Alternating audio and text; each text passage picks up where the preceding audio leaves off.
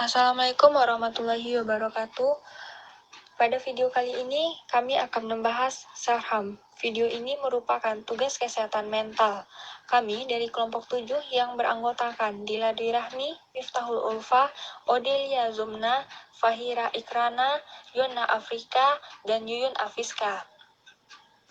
Adapun beberapa hal yang akan kita bahas yaitu apa itu self-harm, istilah lain dari self-harm, bentuk, fenomena, penyebab, akibat, serta solusi untuk self-harm. Namun terlebih dahulu mari kita simak video berikut ini. Myself. When I was in my second year of high school and the stresses that were put on me to succeed and get certain grades in all my classes kind of got to me. I was never a great student. I was never good at tests. I was a C student at best. When I cut myself for the first time, I kind of thought, hey, this works. I don't feel awful anymore. And I didn't realize how hard it would be to keep them covered all the time. If somebody saw them, I would just say, like, oh, my cat scratched me or something like that. It got really hard during gym class. Self-harm is an addiction. Once you start, it's nearly impossible to stop. It's been almost 10 years since I've started and it's still happening. If something goes wrong at work, or if I fail a test, cutting myself is the very first thing that comes to mind. And that's a very scary thing to realize and face. A few years ago, my parents found out what I was doing, and my mom yelled at me.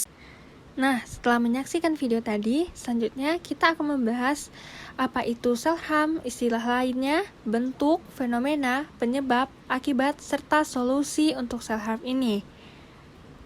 Apa itu self-harm dan istilah lain dari self-harm akan dijelaskan oleh Yuyun Afiska. Apa itu self-harm? The International Society for Study Self-Injury mendefinisikan self-harm adalah suatu perilaku menyakiti diri sendiri yang dilakukan dengan sengaja dan menghancurkan diri sendiri yang mengakibatkan kerusakan langsung pada jaringan tubuh. Bukan sebagai sanksi sosial dan tanpa maksud untuk melakukan bunuh diri. Self-harm adalah ketika seseorang menyakiti diri sendiri sebagai cara untuk mengatasi, mengungkapkan, atau bertahan dari keadaan yang sangat sulit. Adapun istilah lain dari self-harm yaitu episodic and repeated self-injury, self-harm behavior, autodestructive behavior, or self-destructive behavior, risk-cutting, self-burning, self-wounding, self-injurious behavior, deliberate self-harm. Berikutnya bentuk-bentuk self-harm yang akan dijelaskan oleh saya sendiri yaitu Dila Dirahmi. Kami menggunakan dua pendapat yaitu menurut Kanan dan Finger 2005 serta menurut Whitlock dan kawan-kawan 2006. Nah, yang pertama menurut Kanan dan Finger 2005. Bentuk-bentuk self-harm yaitu A. Menggores bagian tubuh tertentu, B. Membakar bagian tubuh tertentu dengan rokok, C. Memukul diri sendiri, memukul tembok, atau benda keras lainnya, D. Membuat tubuh menjadi luka memar atau patah tulang, E. Membenturkan kepala, F. Menarik rambut, G. Menghantamkan tubuh terhadap suatu objek, H. Mencubit. Sedangkan menurut Whitlock dan kawan-kawan 2006, yaitu A. Menggores, menggaruk, atau mencubit yang dapat menimbulkan tanda pada kulit dan menyebabkan kulit berdarah. B. Membanting atau memukulkan objek ke diri sendiri sehingga menimbulkan luka memar atau berdarah. C. Mencabik-cabik kulit.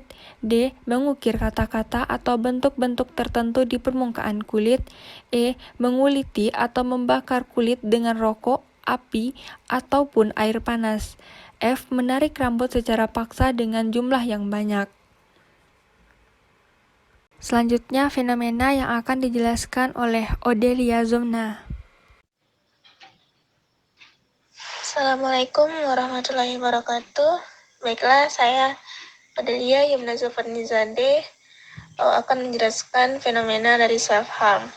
Fenomena yang ada di masyarakat yaitu aksi menyakiti diri bagi remaja dalam media online.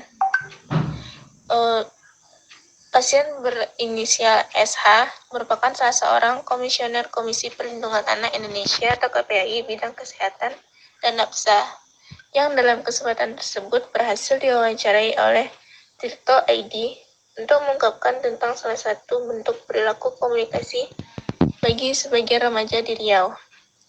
Aksi menyakiti diri sendiri dalam Tirto ID merupakan aksi menyayat tangannya sendiri. Bahkan mereka meminta temannya yang kebetulan lewat atau yang berada di lokasi tersebut. Dalam kasus ini, Putri mengungkapkan aksi menyayat tangan yang dilakukan sebagian remaja SMP di Riau. Data yang diperoleh dari Radio Republik Indonesia atau RRI bahwa motif mengores tangan yang dilakukan para pelajar dipicu oleh sebuah video di WhatsApp. LF adalah salah satu pelajar yang ikut melakukan aksi menyayat tangan yang mengaku video tersebut sudah tersebar luas hingga di kalangan pelajar sekolah lain. Siti kemudian mengungkapkan pernyataan LF dengan keterangan tambahan bahwa LF depresi karena permasalahan keluarga. Fenomena aksi menyakiti diri sendiri yang digambarkan oleh Putri dalam media online Tirto ID ini merupakan salah satu kasus yang terjadi bagi remaja pelajar SMP di Indonesia. Sebagai bagian dari kajian ilmu komunikasi, kutipan pernyataan Siti di atas yang menyebutkan bahwa perilaku LF menyayat tangannya tersebut karena mengaku depresi masalah keluarga. Hal ini tentu bukan berarti bahwa penyebab utama aksi menyayat tangan yang dilakukan remaja tersebut adalah karena depresi masalah keluarga. Apalagi dalam pernyataan sebelumnya juga disampaikan bahwa aksi menyayat tangan tersebut dipicu karena adanya video yang beredar di media sosial WhatsApp, sehingga menjadi viral bagi kalangan remaja SMP di Riau. Berikutnya, faktor-faktor penyebab Serham. Kita akan mengambil dari beberapa sumber yang akan dijelaskan oleh Miftahul Ulfa. Assalamualaikum warahmatullahi wabarakatuh. Baiklah, saya Miftahul Ulfa, BP 058, ingin menjelaskan tentang faktor penyebab self-harm. Menurut Sutton tahun 2005, faktor psikologis yaitu merasa tidak kuat menahan emosi dan merasa terjebak, stres, self-esteem yang rendah, tidak sanggup mengekspresikan atau mengungkapkan perasaan, merasa hampa atau kosong, adanya perasaan tertekan di dalam batin yang tidak dapat ditolerir setelah kehilangan orang yang disayangi, ingin mendapatkan perhatian lagi dari orang yang disayangi, merasa putus asa, tidak sanggup menghadapi realita, tidak berguna, hidup terasa sulit, frustasi, dan depresi.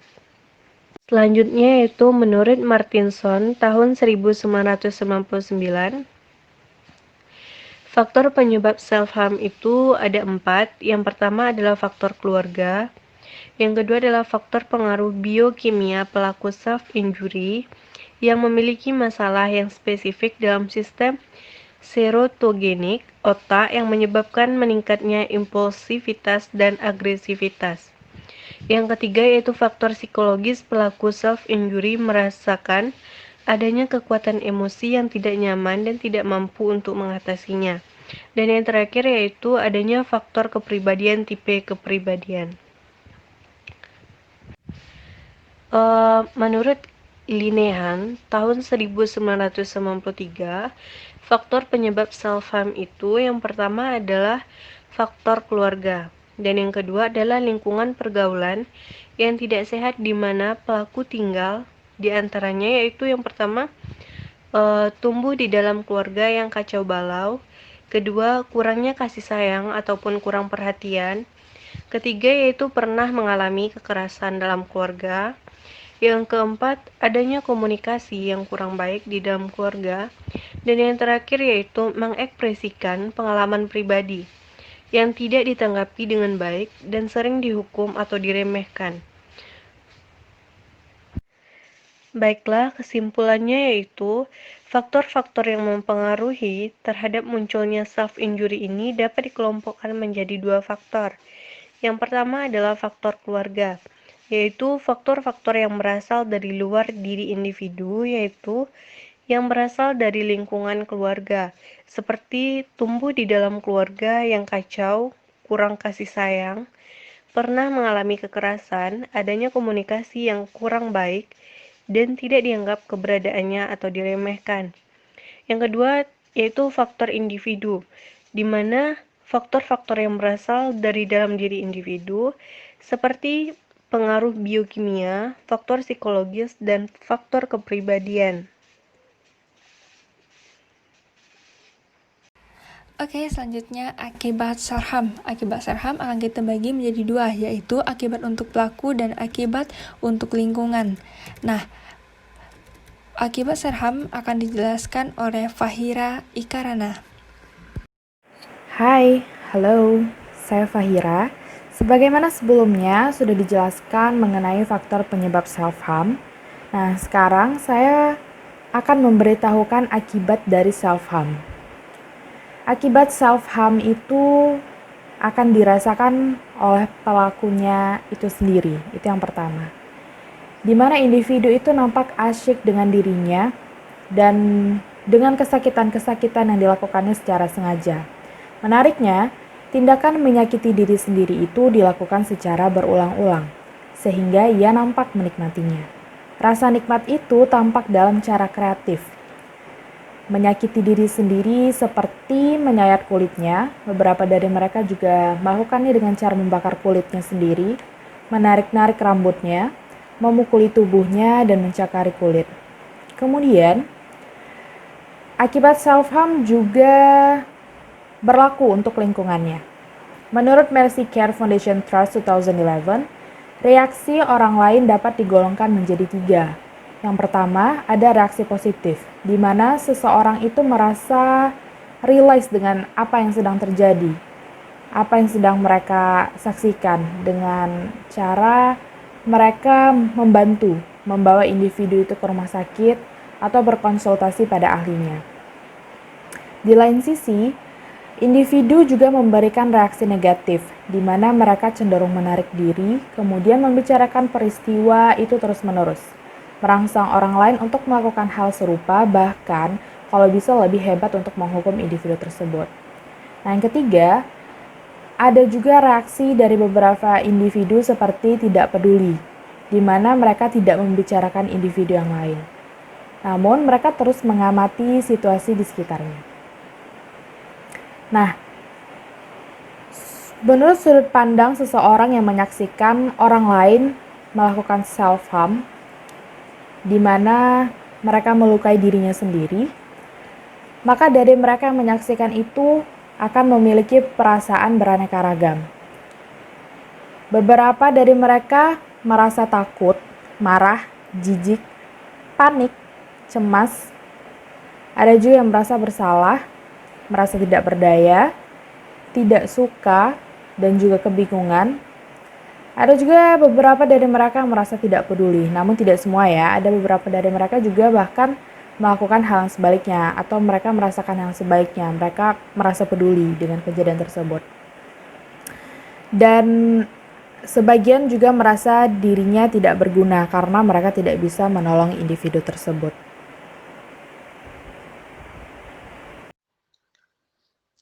Nah, yang terakhir, solusi untuk self-harm ini yang akan dijelaskan oleh Yona Afrika.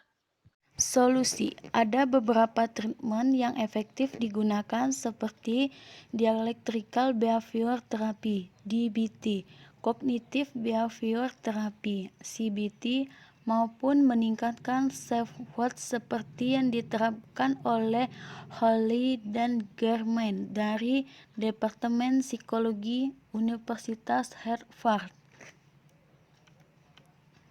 Solusi yang bisa diberikan yaitu 1. Kelilingi dirimu dengan benda-benda yang memiliki arti positif bagimu. 2. Alihkan pikiranmu dari tindakan self-injury dengan mendengarkan musik, menggambar, atau menulis. 3. Visualisasikan dirimu sedang mengatasi perasaan menyakitkan tanpa menggunakan self-injury. 4. Atur ulang pikiranmu, sebenarnya saya sedang marah pada siapa, Apa yang membuat saya merasa begitu sedih? Saya merasa aman karena saya memegang kendali. 5. Kenali situasi seperti apa saja yang memicu Anda untuk melakukan self-injury. Mintalah bantuan dari orang lain untuk membantumu. 6. Ketika masih ada keinginan untuk merasakan sensasi menyakiti diri, gunakanlah cara lain yang tidak separah self-injury. 7. Lakukan olah tubuh seperti berlari, menari, lompat tali, yoga, dan lain-lain. 8. Maafkanlah diri Anda yang pernah melakukan tindakan self-injury. Maafkanlah diri Anda yang mungkin mengalami beberapa kali kegagalan ketika ingin berhenti self-injury. Karena meskipun self-injury dapat diobati, namun sesungguhnya tidak mudah dan membutuhkan proses. 9. Pertimbangkan untuk menemui psikolog atau psikiater bila Anda masih kesulitan untuk mengendalikan dorongan melakukan self-injury. Itu tadi video dan penjelasan mengenai self-harm dari kami kelompok 7. Terima kasih telah menonton.